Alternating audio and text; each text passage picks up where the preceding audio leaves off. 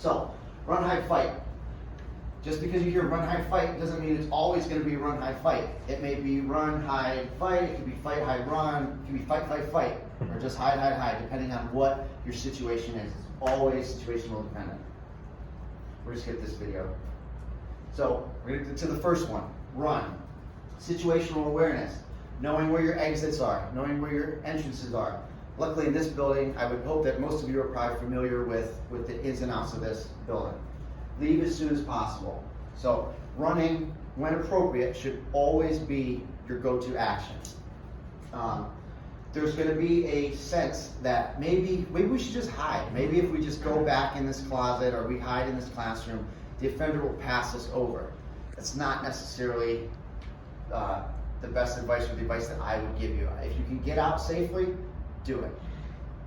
So going back to situational awareness, just because you guys as a group may decide that, okay, maybe that back lot out here is the best spot for us to congregate during a situation.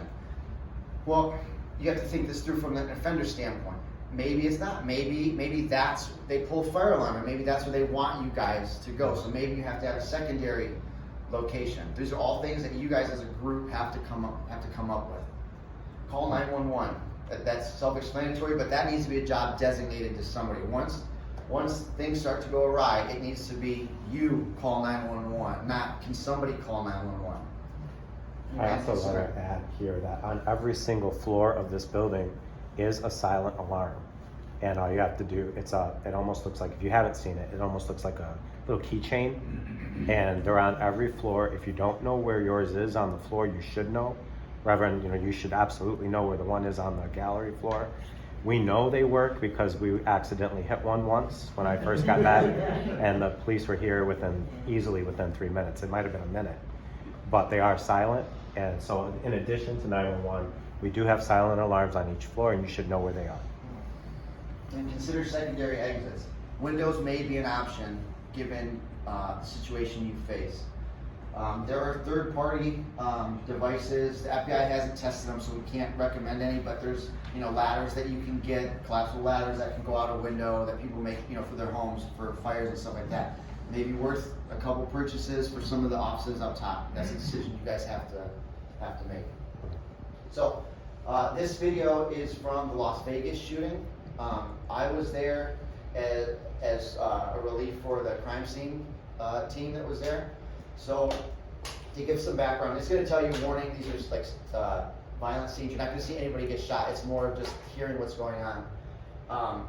You had the big concert, the Route 91 Harvest Festival. You had the big concert. You had the Mandalay Bay right here.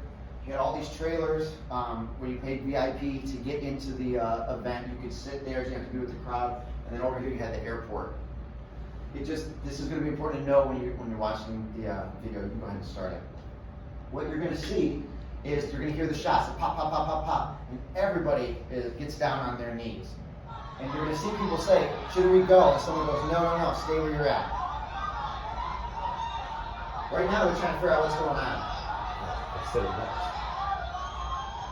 That's the Mandalay Bay in the back.